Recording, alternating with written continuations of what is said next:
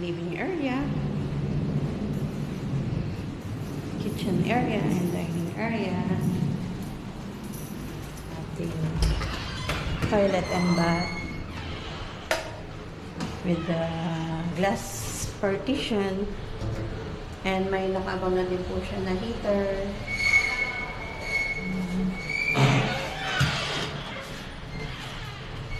And this aluminum cabinet.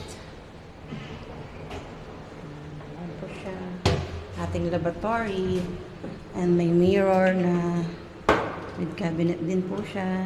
O, pwede paglagyan ng mga medicine kit. Ayan, maging medicine kit siya. Pwede nyo siyang gawing, pwede nyo siyang gawing medicine kit. Ayan, diba? Napakaluwag. Very spacious po ang ating sala and ating dining area. Then dito, pwede po kayo maglagay ng ref. Ayan, ating lavatory, cabinets, pwedeng lagay mga kasirola. Ating cabinet.